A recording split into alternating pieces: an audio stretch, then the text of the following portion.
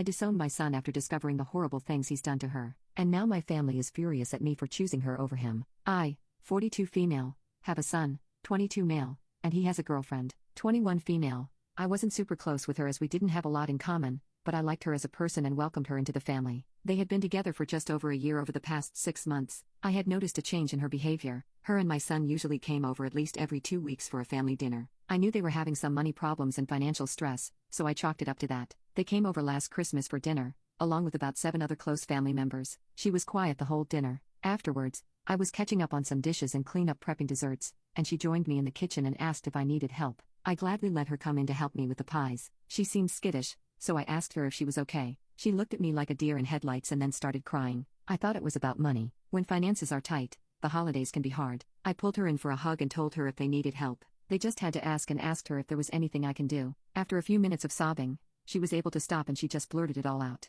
My son was attacking her. She showed me the bruises on her arm from him grabbing her, told me how she couldn't talk to her family without him present, told me about how he controlled all of her money and had her move in with him and made him the main holder on her bank account. She cried and said he wouldn't even let her buy tampons and told her rolled up toilet paper was enough. There was so much more to it. I stood there in shock as she told me all of this and more. Finally, she stopped and took a deep breath. I don't know how to get out. I'm scared. I wanted to kick him out of my house then and there, but having been abused by my son's dad, I knew that would make things worse for her. I told her, go out there and act normal. Don't say anything. Keep your head down and do what he says. I told her I'd get her out as safely and soon as possible. It took a few days, but we did just that. She is staying with me while we get everything, like her bank account, which is almost emptied, and living situation sorted. I also told my son he is no longer welcome in my home and he's no longer my son. Maybe it was an extreme reaction, but I'm not asking if I'm a jerk here. I would do what I did over and over again. The issue is what little family I do have on my son and on my son's dad's side are outraged that I choose her over him. Damn right I did.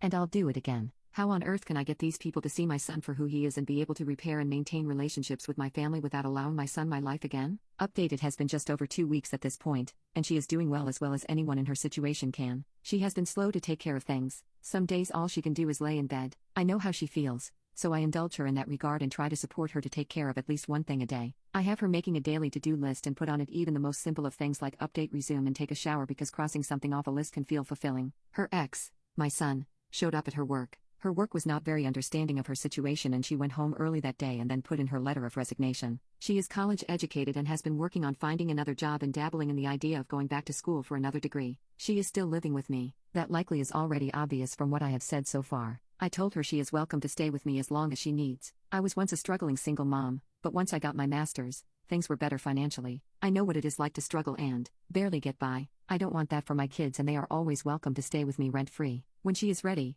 I told her I would help her in finding a place of her own. She did end up filing a police report simply to have the paperwork to be able to get her bank account fixed and possibly some of the money returned that he drained. This isn't guaranteed and can take a long time, possibly have to go to civil court for it, as I knew it would be. The report was frustrating, like they always do. The police basically told her and us that there wasn't anything they can do about it at the moment and that there has to be a pattern of behavior to prove she needs a PPO. Tomorrow we go to the court to file paperwork for a restraining order as long as they accept it. As for his family and mine that were bashing me for being a bad mom and abandoning my son, they got a reality check. My son snapped at one point and went on social media completely verbally bashing me and her. Some of the things he said, it was horrible. He was calling me the C word and her names. One calls a lady of the night, talking about how he knows better than a woman does and what is good for her, that she is a spoiled brat who needed to be put in her place, and violent threats made a bunch of people start to see that side of him. The post were screenshotted and printed to add to the stack against him. So there we go. Thank you, everyone, for the support. We are still fighting this uphill battle, but we are going to win the war.